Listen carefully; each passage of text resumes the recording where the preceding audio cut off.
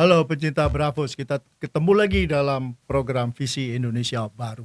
Kali ini dengan orang yang senior dan memiliki sangat banyak pengalaman, yaitu Profesor Dr. Bakhtiar Ali. Mantan Duta Besar Republik Indonesia di Mesir, guru besar PT IKA, guru besar di FISIP UI, dan berbagai macam posisi dan prestasi lainnya. Dan kali ini saya dengan beliau akan berbicara mengenai situasi politik pada saat ini dan kira-kira arah perkembangannya kemana. Karena sebagaimana kita ketahui suasana juga sudah makin panas. Pro kontra satu capres dan capres lainnya berkembang.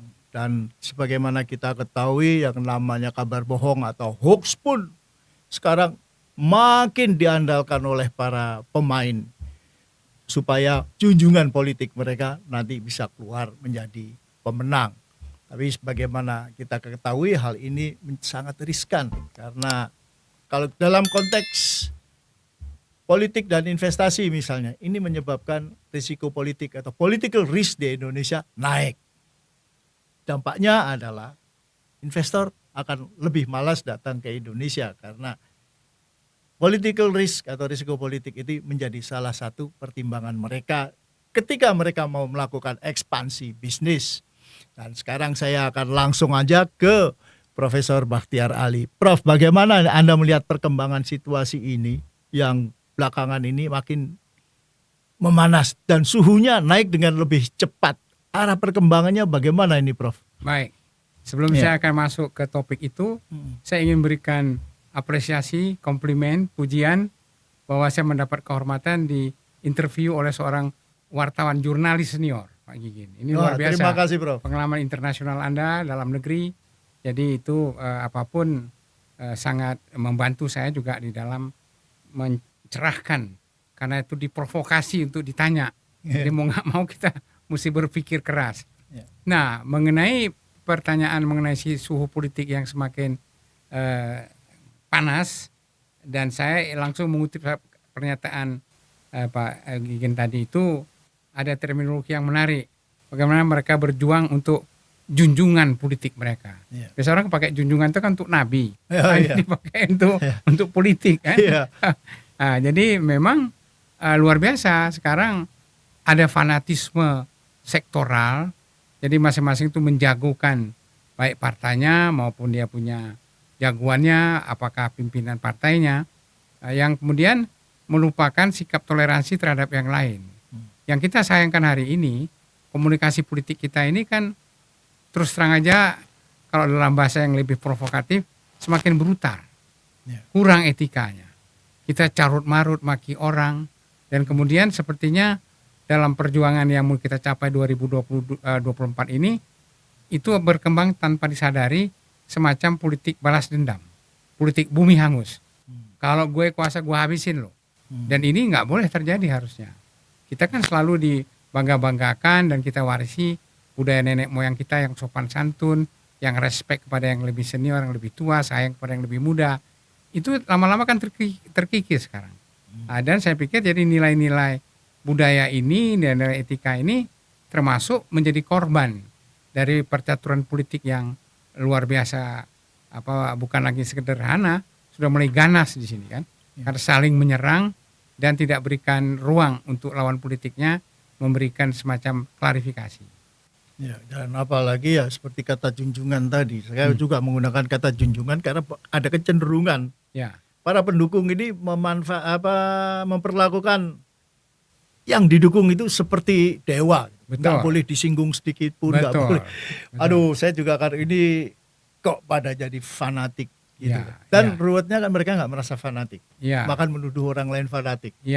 Dan kalau ada lihat perkembangan sekarang, terutama terkait dengan munculnya tokoh atau cawapres yang betul-betul di luar dugaan siapapun. Dalam hal ini adalah Gibran. Ya, anak yang baru boleh dikatakan kemarin sore tidak memiliki track record meyakinkan, bahkan nyaris tanpa prestasi. Jadi ada semacam pemikiran publik yang melihat bahwa ada permainan tingkat tinggi yang mengabaikan aspirasi rakyat dalam pemilihan presiden kali ini. Dan apakah hal ini akan bisa mempunyai dampak yang sangat negatif, bahkan berbahaya kalau terus dibiarkan berkembang terus, atau malah sebaliknya. Ya, Karena ini juga ada yang mengatakan ini menunjukkan kekuatan lama masih akan masuk sehingga mereka bisa tetap mengendalikan situasi dengan mantap. ya. Jadi ada istilah bahasa Jerman yang bagus, orang-orang yang punya pengaruh besar atau die graue Eminent. Ya. Orang itu tidak nyata di depan, tetapi dia masih bisa mengatur dari belakang. Jadi sutradaranya. Itu memang terjadi. Tapi yang menarik menurut saya itu adalah bahwa ada satu proses, tadi walaupun ada kekhawatiran mengenai calon-calon yang disuguhkan, yang senior maupun yang junior, tapi situ terlihat bahwa masyarakat kita itu kritis. Jadi jangan terlalu risau. Maksud saya itu ketika elit politik ini ternina bobo, saya pakai dalam tanda petik ternina bodo, atau terbawa arus, atau dipaksa, atau rekayasa politik, tapi rakyat sudah melek sekarang. Jadi justru kalau malah saya lihat, rakyat kita ini lebih cerdas, maaf aja, dari pemimpinnya. Jadi mereka bisa diskusi, kalau kita ke warung-warung kopi, kita datang ke kafe-kafe dan sebagainya, mereka belak-belakan bicara. Jadi di sini ada satu hal yang menarik, ada satu kebebasan berpikir, walaupun saya katakan juga kebebasan pers itu juga ada keterbatasan, tapi masyarakat sudah lebih berani untuk mengatakan pendapatnya. Dan inilah sebenarnya yang membantu kita. Seorang filosof, seorang ahli filsafat, Profesor Dr. Habermas dari Frankfurter Schule, sekolah tinggi pendidikan politik yang ada di Jerman, itu mengatakan kalau saja suatu negara demokrasi tidak membuka ruang untuk kritik, maka tunggulah akan kehancurannya. Jadi artinya kritik-kritik yang ada ini terlepas pro kontra, kita harus bangga juga ada kemajuan. Yang pada waktu yang lalu itu kita pernah mengalami suatu masa pembungkaman. Sekarang walaupun itu sisa-sisa itu masih ada, bahwa ada pihak-pihak tertentu yang diberangus, yang dihadang dan sebagainya. Tetapi kalau kita lihat secara persentase massal itu, tetap orang yang berbicara itu masih lebih ada kebebasan. Jadi nggak ada ketakutan karena apa? Kalau orang melakukan satu hal penghakiman terhadap diri itu, ada yang lain yang akan membantu. Jadi ini menarik, ini fenomena ini. Ya, inilah era teknologi informasi. Betul. Ya, kalau dulu kan gampang banget memberangus suara-suara yang kritis. Tutup aja majalahnya atau korannya. Nah, sekarang bagaimana mau memberangus internet? Ya karena masyarakat ikut mengawasi dan sekarang kan ada juga yang disebut dengan citizen journalism. Jadi masyarakat di pojok manapun bisa melaporkan ke media ini yang terjadi di lapangan begini-begini. Memang tidak mudah juga untuk aparat kita, terutama kepolisian, TNI kita, karena semua gerak mereka pun diawasi. Jadi semua yang bergerak ini itu kritis sekali orang memandang. Jadi apa yang dibuat oleh presiden, apa ngomongan presiden, apa bicaranya para menteri, itu A sampai Z diamati. Hanya kadang-kadang ada yang langsung spontan dikasih komentar, ada yang mereka diam dulu. Tapi pada faktanya, toh itu semua di bawah kontrol. Iya, dan apalagi masyarakat internasional juga ikut menyoroti Indonesia. Saya baca tuh media-media besar internasional ikut menyoroti, dan peran mereka itu sungguh penting untuk opini Indonesia di masyarakat internasional, terutama dalam konteks ekonomi. Karena apa yang dipandang oleh masyarakat internasional itu sangat menentukan. Betul, dan itu ada hubungan dengan investasi, penanaman modal di negeri kita.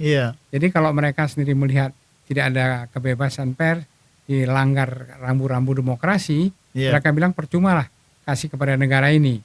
Jadi dia dengan mudah sekali mengalihkan kepada negara lain yang dianggap lebih terbuka. Nah, jadi saya pikir kalau kita belajar dari pengalaman bagaimana media massa internasional pun menyorot kita, media sosial juga di dalam negeri kita juga sangat gencar, makanya kita kalau mereka dikasih amanah sebagai pemimpin, ya hati-hati. Yang dikatakan mulutmu harimaumu itu betul-betul terjadi. Jadi tidak mudah. Jadi kalau dalam bahasa agama pun dikatakan, yuk katakanlah kebenaran yang sejati, itu pun memang disampaikan, tetapi harus sedikit dipoles. Kulil hak walau kana muran. Katakanlah yang benar itu walaupun pahit. Tapi pahitnya di sini harus diramu dengan sedikit public relation. Kita nggak bisa bilang hitam putih, tapi kita mesti lihat bagaimana lingkungan masyarakat kita. Dan masyarakat kita sebenarnya kalau kita telaah lebih lanjut adalah masyarakat yang harmoni, yang tidak terlalu suka dengan konflik. Iya. Nah, walaupun sekarang konflik itu menjadi komoditi. Menjadi komoditi itu dipelihara. Nah, dan sekarang kita kalau bisa sedikit beralih, karena tadi kita ngobrol-ngobrol bincang sebelum diskusi ini, kita lihatlah di Timur Tengah. Mengapa perang itu nggak selesai-selesai? Karena di situ konflik itu menjadi komoditi, karena di balik itu ada yang disebut dengan industri militer, industri kompleks. Jadi ketika senjata-senjata itu diproduksi, dan itu bisnis yang paling besar, di mana mereka akan uji coba kok tidak ada tempat perang. Jadi seperti ada pembiaran, dibiarkan itu orang berperang karena bisa menguji senjata-senjata terbaru. Nah, begitu juga konflik dalam negeri. Nah, siapa yang menikmati konflik ini? Nah, jadi itu yang penting masyarakat kita sadar aja bahwa semua melakukan yang menurut mereka itu terbaik, belum tentu juga hasilnya baik. Iya, dan memang masyarakat kita makin kritis. Tapi juga mereka melihat sama dengan masyarakat internasional juga bahwa kualitas demokrasi itu menurun. Di mana konstitusi bisa dimainkan. Padahal sudah tersurat gitu. Bisa dimainkan. Contoh terakhir adalah keputusan Majelis Kehormatan Mahkamah Konstitusi yang banyak orang melihat ini aneh. Karena seperti orang main bola, yang nendang bola dinyatakan bersalah, melakukan pelanggaran, tapi hasil tendakannya dianggap sah gitu. Jadi kalau dia menendang bola di gol, golnya dia dianggap sah. Tapi yang menendang bola kena kartu merah. Hal seperti ini kan jadi sangat ruwet. Kemudian ada mahkamah konstitusi, mahkamah seharusnya kan tidak membuat undang-undang, tapi ini juga malah membuat undang-undang. Artinya menurunkan batas usia seorang cawapres atau capres, menurunkan atau bahkan menaikkan. Padahal harusnya mahkamah kan mengadili pertentangan, mana yang benar, mana yang salah. Ya. Apalagi Mahkamah Konstitusi itu dia lebih kepada mereview, mengelaborasi, dia mengadakan evaluasi lagi terhadap yang melanggar undang-undang dasar sebenarnya. Iya. Nah, tapi ini kan hal-hal yang merupakan undang-undang biasa pun itu sudah luput, mereka lupa bahwa itu seharusnya bukan domain mereka.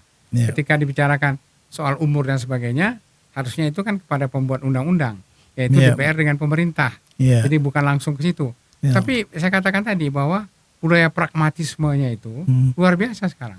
Orang ingin instan, ingin cepat, ya kan, harus cepat, buru-buru semua. Jadi pekerjaan yang buru-buru ya kita tahulah hasilnya bagaimana. Jadi institusi ini pun menjadi masalah, jadi sorotan yang tajam, karena banyak yang kaget juga, karena yang diputuskan di luar daripada harapan. Nah, dan memang pendekatan yang sifat formalistik itu pun yang kadang-kadang itu sebenarnya termasuk suatu instrumen yang dibuat di zaman Orde Baru.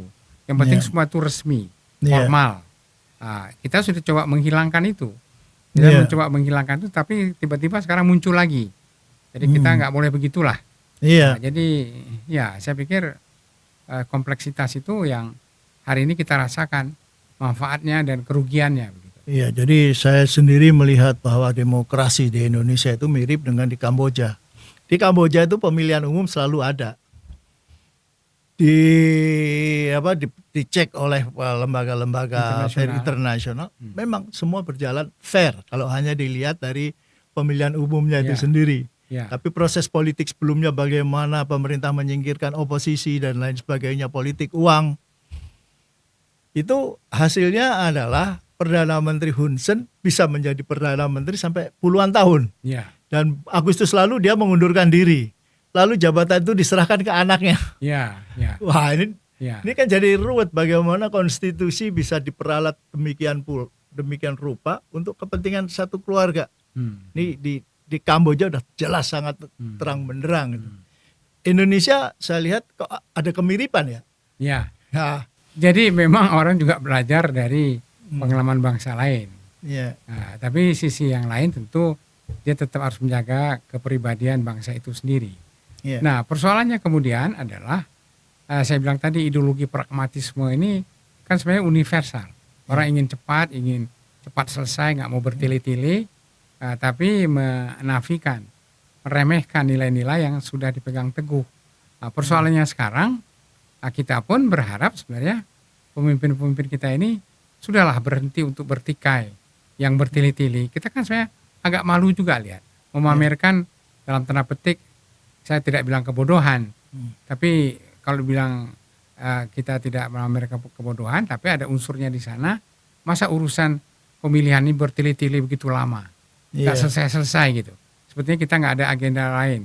Padahal ini kan lebih cepat kita selesaikan, ya lebih cepat kita membangun masuk lagi kepada era yang baru. Tetapi ya itulah tadi saya bilang juga ada satu kritik juga terhadap kaum intelektual kita bahwa mereka-mereka yang pintar, yang baik, mengapa memilih diam? Itu nggak boleh memilih diam. Kalau nggak rusak negara, dia mesti bicara. Jadi jangan dalam bahasa yang sederhana cari selamat. Jadi sekarang kan SDM pun diplesetin. Sudahlah, selamatkan diri masing-masing. Selamatkan diri masing-masing kan. Jadi akibatnya orang tidak mau bersuara, ya diem aja, nggak boleh. Masing-masing itu orang punya tanggung jawab sosial terhadap profesinya. Jadi dia sebagai seorang intelektual ya bicaralah apa adanya, tentu dengan argumentasi. Dia sebagai penegak hukum, kerjakanlah dia penegak hukum. Sekarang udah terbalik-balik. Jadi orang itu udah tidak dalam profesinya, profesi orang lain pun dia take over. Ya kan? Jadi juga istilah saya itu banyak orang yang tidak gatal dia garuk. Akibatnya luka. Padahal nggak perlu, kalau itu memang bukan you punya domain, you punya ranah, you punya bidang, ya you menahan diri lah untuk mendengar. Tidak perlu ya harus selalu kasih komentar. Nah, jadi segi komunikasi yang menjadi ricuh ini adalah orang-orang yang tidak kompeten, dia berbicara dan efeknya membodohkan masyarakat itu sendiri. Tapi masyarakat tidak bodoh. Masyarakat kita malah cerdas, pintar. Dia tahu kok, you munafik kok. Berapa bulan yang lalu you ngomong begini. Sekarang you coba koreksi. Nggak bisa. Karena dengan teknologi yang canggih sekarang, itu kan diungkit kembali. Rekaman pada 2-3 bulan, 5 bulan yang lalu diungkitkan kembali. Kemudian diadu. Apa yang Anda ngomong sekarang dengan yang lalu. Mudah-mudahan orang ini pun juga menyadari bahwa dia tidak bisa menyetip, menghapus itu semua dalam waktu sekejap. Dan sekarang ini juga akhirnya saya melihat misalnya lembaga-lembaga pendidikan tinggi yang dulu sangat dihormati oleh masyarakat sebagai pusat atau sumber informasi yang bisa dipercaya atau sumber pemikiran yang sangat penting untuk membangun negara, udah nggak dianggap lagi karena terlalu banyak akademisi yang ikut bermain secara terbuka dan tanpa malu-malu, ikut memanipulasi opini publik bahkan, gitu kan.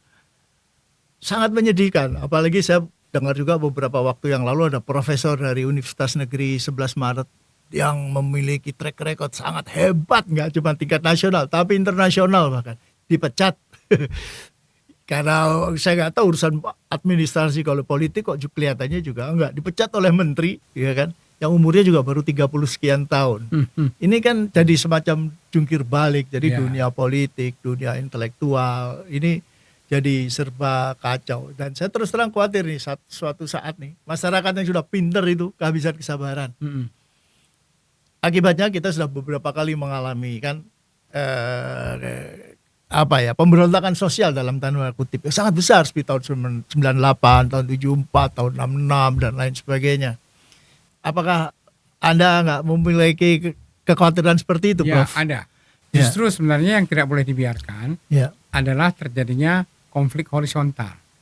Jadi kelompok-kelompok masyarakat sesama masyarakat. Kalau konflik itu bersifat vertikal, mudah diredam.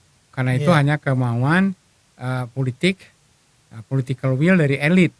Tapi kalau masyarakat ini sekarang sudah terbawa arus juga, di antara mereka saling gontok-gontokan, bahkan bunuh-bunuhan, wah ini tidak terkendali. Padahal negara harus mengendalikan itu semua. Jadi sebenarnya kritik itu memang harus ada, tapi tetap dalam kendali negara. Jadi orang boleh berbicara, protes, segala macam, tapi urusan yang mengambil keputusan itu ada pada parlemen, ada pada DPR, ada pada pemerintah. Jadi kita boleh protes macam-macam, tapi keputusannya itu kasihlah lembaga itu juga untuk ikut menentukan, memutuskan. Ini problemnya sekarang kan banyak jadi parlemen jalanan. Nah, jadi kalau istilah Jerman itu opposition di luar parlemen. Jadi dia itu protes di luar, tapi karena mereka punya etika politik yang tinggi, tetap itu disalurkan kepada parlemen. Jadi kita justru berharap DPR kita ke depan yang mungkin sekarang juga ada juga sudah juga baik, itu melakukan peran yang dia tidak boleh membiarkan. Ya. Kalau itu ada satu konflik di dalam masyarakat, di dalam mengambil posisi-posisi yang strategis, maka mereka tidak boleh diam, mereka harus bicara. Dan Ya. masyarakat itu harus ditampung untuk didengarkan pendapatnya itu. Memang Ya. kan ada satu aturan di situ untuk mendengar yang namanya public hearing, mendengar pendapat. Itu harus diperbanyak. Ya. Jadi dengan disalurkan, dikanalisasi dengar pendapat, jadi orang tidak bicara di pinggir jalan. Ya. Nah sekarang ini pun juga kita tidak boleh juga berburuk sangka kalau ada orang berbeda pendapat sama kita, jangan kita berangus, Ya. jangan kita tekan dia, kita intimidasi dia. Justru kita buka peluang apa yang menjadi pemikiran. Kenapa merupakan kerisauan Anda? Nah, Anda boleh menyampaikan kerisauan, tapi keputusannya tidak pada Anda. Ada pada lembaga yang sudah ditentukan oleh negara. Jadi saya pikir fungsi-fungsi, walaupun kita tidak menganut 100% prinsip trias politika dari Montesquieu yang membagi kekuasaan eksekutif, legislatif, dan yudikatif, tetapi itu memang harus kita hormati. Kalau itu ranahnya, bidangnya, dunianya yudikatif, peradilan, kasihlah mereka. Kita hormatilah itu. Sekarang kan di bidang peradilan pun, karena mungkin mereka tidak betul-betul maksimal, profesional, akhirnya diintervensi oleh media, diintervensi oleh orang lain yang sebenarnya itu bukan dunianya dia. Nah begitu juga eksekutif. Eksekutif udah belepotan begini dan sebagainya, ya semua orang juga bicara. Mestinya kan juga di situ kan ada yang kompeten. Jadi orang yang memang ahli di bidang itu, dikasih tugas itu, Anda lah yang berbicara. Jangan Anda biarkan ada semacam pembiaran gitu. Ya. Kadang-kadang kita bisa melihat dalam kebijakan pusat terhadap daerah-daerah yang kritis dan sebagainya, dibiarin gitu. Ada politik pembiaran, yang penting you tidak minta macam-macam lah. Ribut-ribut dikit nggak apa-apa.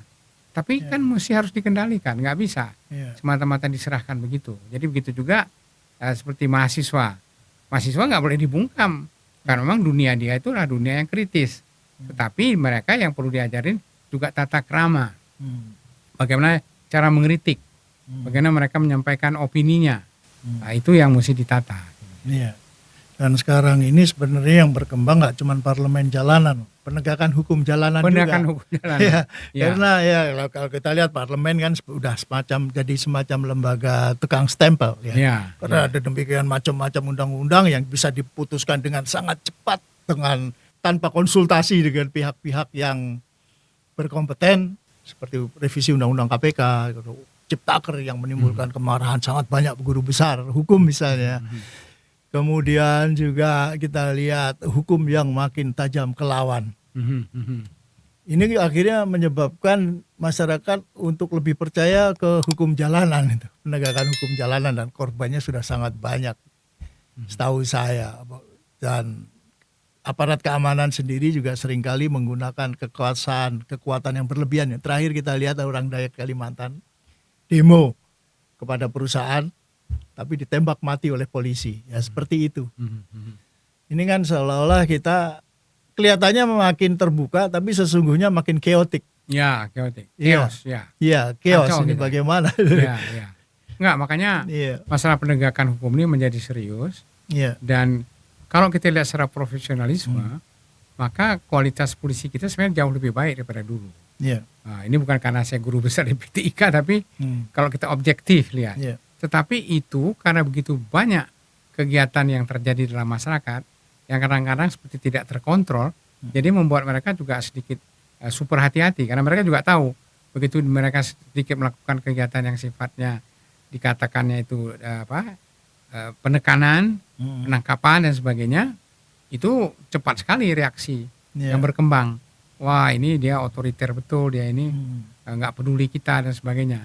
Nah, padahal itu bentuk kehati-hatian mereka misalnya. hmm, Jadi sebenarnya kembali lagi tadi, pimpinan-pimpinan ini harus menyadari dirinya bahwa Anda pegang amanah, pegang tanggung jawab.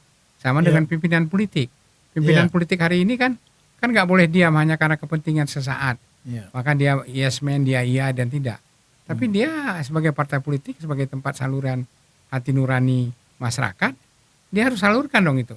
iya, Hati nurani masyarakat itu mengatakan begini, begini, begini. Jadi Iya. jangan dia kemudian tidak peduli soal itu. Kita kan sebagai negara besar ini kan hmm, kita selalu ingin negara ini sejahtera. Tapi kalau kita pikir kuncinya di mana? Di daerah.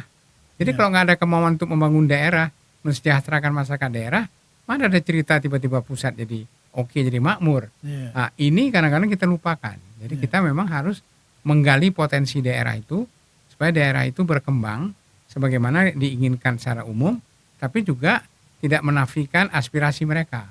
Nah, jadi ketimpangan ini bisa kita jadikan juga termasuk peran komunikasi politik tadi, saya bilang. Jadi pemimpin-pemimpin partai politik pun, ya Anda jangan membiarkan itu. Anda kalau harus mengatakan bicara. Nah, tapi ini kadang-kadang kan ada keberhati-hatian yang luar biasa, ya karena politik pragmatis tadi, daripada you ngomong nanti jadi perkara, you diem aja. Iya. Nggak boleh itu. Iya. Dia mesti bicara, dia boleh menyampaikan kritik, tapi kembalilah, gimana kita sebagai orang Timur, orang Indonesia yang bangga betul dengan warisan nenek moyang kita yang sopan santun itu, bicara dalam bahasa yang begitu, tetap aja bisa kritis. Iya. Tidak bukan berarti kita pakai santun itu kita tidak bisa kritis, tetap aja bisa kritis. Iya. Jadi bagaimana orang mengandalkan hati nuraninya untuk mengatakan kebenaran. Iya. Jadi kebenaran itu kan hanya terjadi apabila otak dan hati kita itu menyatu. Iya. Bahwa itulah keputusan yang bijak. Ketika otak mengatakan begini-begini, rasional, tapi hati bilang enggak begitu. Jangan ambil keputusan. Jadi keputusan itu harus diambil dalam kombinasi ini. Jadi ini sebenarnya juga bentuk latihan kepada elit kita. Jadi elit kita itu jangan hanya berpikir secara rasional aja. Iya. Kemudian dia menafikan hati nuraninya. Alah udahlah langgar-langgar hati nggak apa-apa. Yang penting otak saya katakan jangan. Karena itu efeknya berkepanjangan. Iya. Karena seperti saya katakan tadi, orang boleh menipu orang lain, tapi Anda nggak bisa menipu diri sendiri. Jadi artinya apa yang dituntut? Kejujuran di situ. Ya, kalau kita berbicara kejujuran dan kemudian dikaitkan juga dengan desentralisasi yang sebenarnya itu sangat ideal. Tapi kita lihat ide desentralisasi itu kan menimbulkan dinasti-dinasti politik di daerah Ya. yang luar biasa. Raja-raja kecil di daerah. Raja-raja kecil Ya. itu seperti film-film India kan, Ya. yang bupatinya setelah suami jadi bupati diganti sama istrinya. Setelah istrinya masa ini selesai diganti lagi oleh anaknya. Bahkan ada yang suaminya jadi bupati di sini, itunya di sana. Dan keluarga kaya raya penguasa politik lokal ini juga menguasai aparat keamanan. Ya. Juga bahkan sampai LSM. Jadi seolah-olah mereka bisa berbuat apa saja. Dan itu kan sudah sangat telanjang terjadi di Indonesia. Dan DPP, Dewan Pimpinan Pusat Partai-Partai Politik seolah-olah nggak berbuat apa-apa, Ya. melakukan pembiaran bagi mereka. Ya. Tampaknya ini yang pernah saya dengar, yang penting lu store berapa ke gua.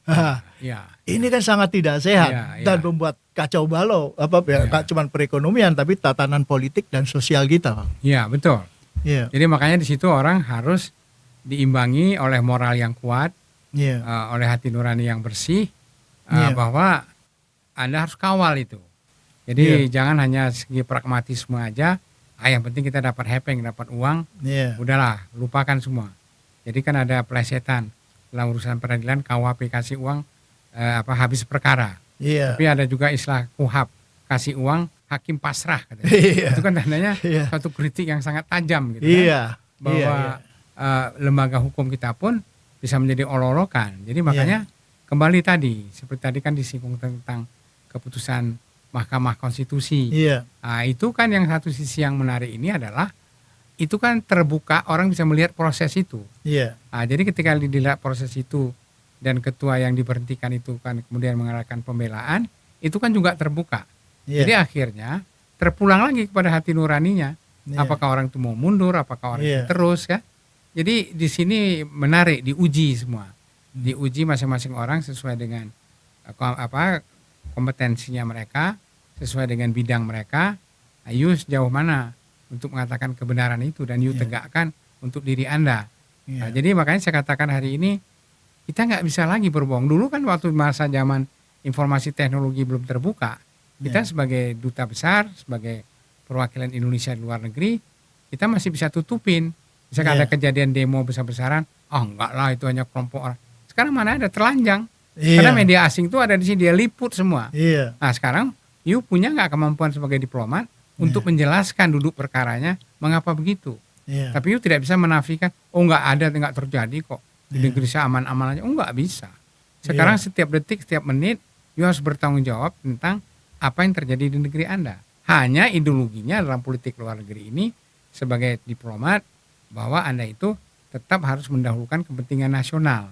Jadi kepentingan nasional interest inilah sebenarnya kan pertarungan dunia internasional ini karena orang memperjuangkan kepentingan nasionalnya agak berlebihan kadang-kadang, agak overdosis. Nah, tetapi prinsipnya harus jelas. Kita seperti ini sekarang.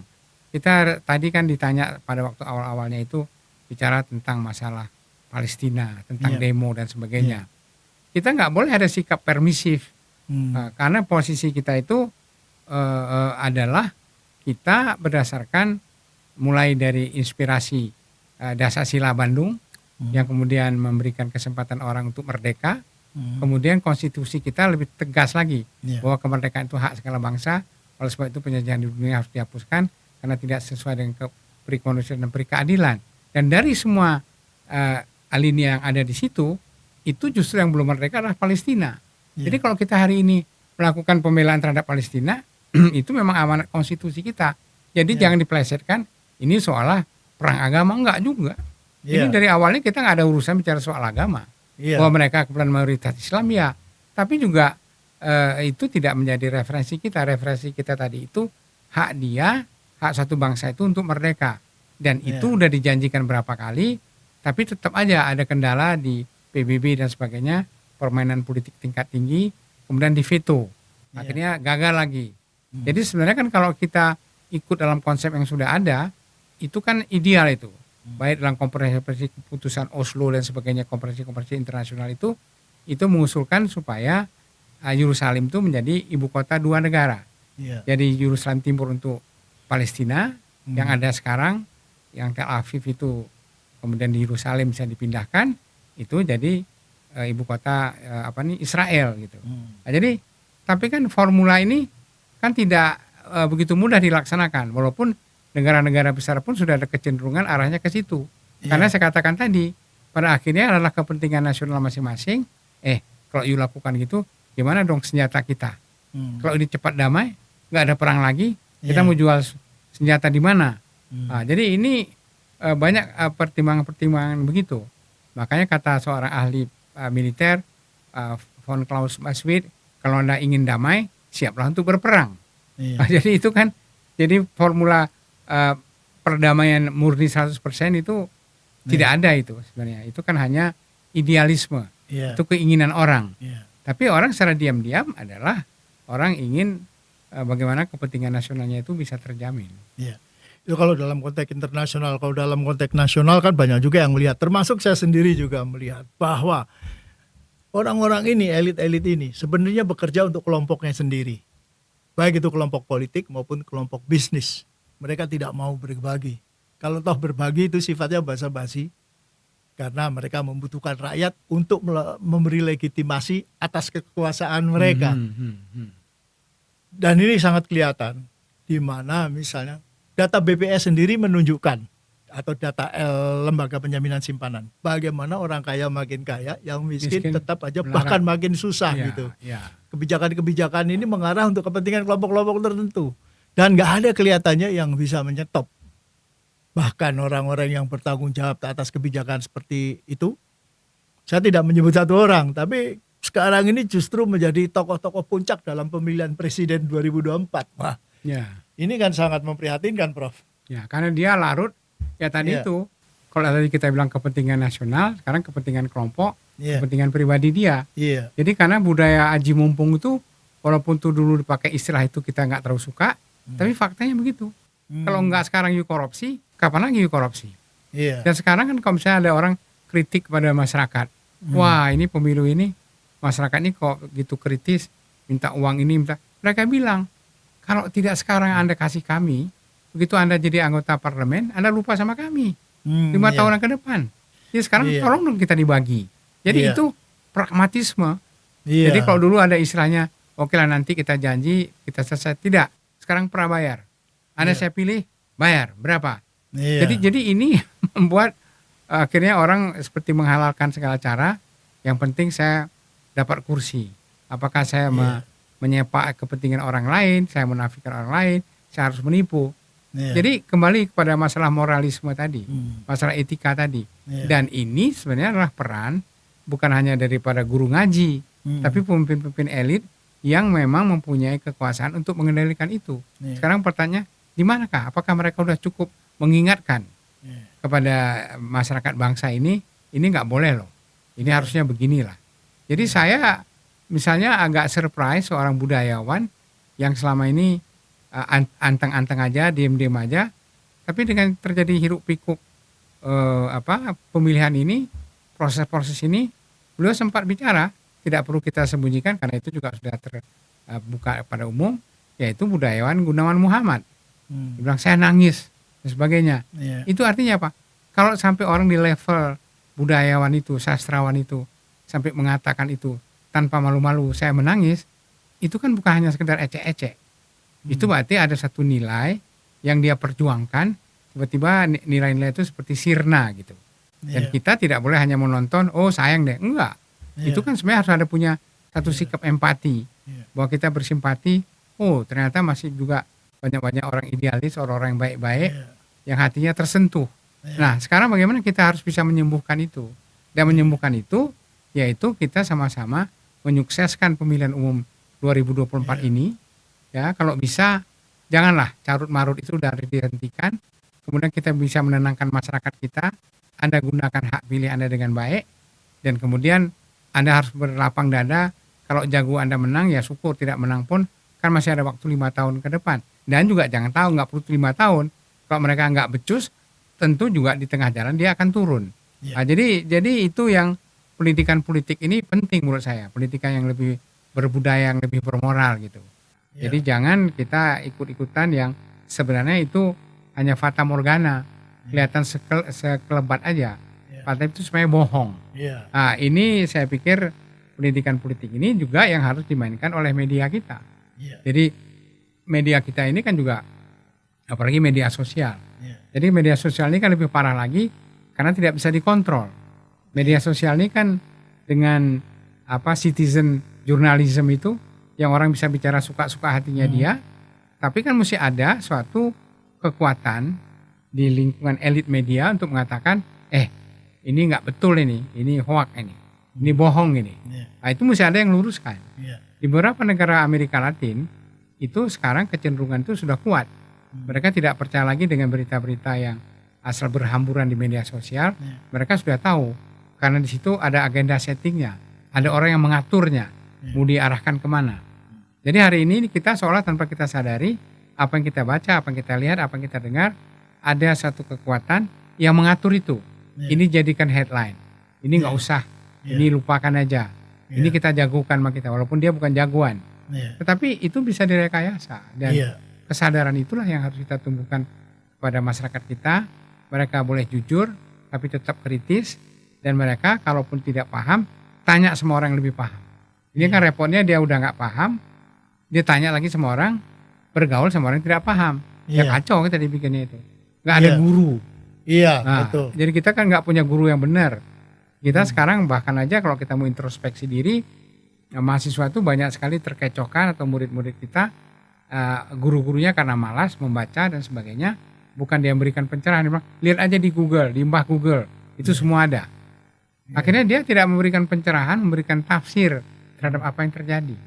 Dia bilang dia serahkan aja. Dan si murid ini dengan apa adanya. Jadi sekarang ini lebih memperhatikan, di samping pendidikan sekolah kita tidak yang terbaik juga, kemudian pengawasan masyarakat itu lemah, ya kan, dan tidak ada sanksi yang patut kita turutin, dan kemudian tidak ada kesadaran elit yang harusnya bertanggung jawab terhadap hal tersebut. Ya, ya oke, menarik sekali Prof. Wah, terima kasih banyak atas ulasannya yang sangat lengkap dan mendalam. Saya percaya apa yang Anda ungkapkan ini bisa menjadi bahan dan bekal masyarakat untuk melihat persoalan secara objektif, dan yang di elit bisa lebih serius dalam Dan lebih serius. lebih serius dalam mengelola negara, sehingga kita betul-betul memiliki keyakinan bahwa Indonesia akan maju, bukan sebaliknya mundur. Nah. Oke, pecinta Bravos di mana saja Anda berada, kita akan jumpa lagi dalam episode berikutnya. Bravos.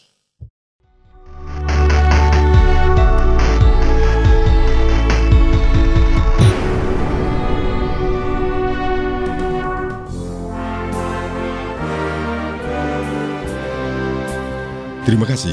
Anda masih terus mendengarkan Bravos Radio dari Batu Ampar 1 nomor 6, Kramat Jati, Jakarta Timur. Bravos, Bravos, your digital radio station.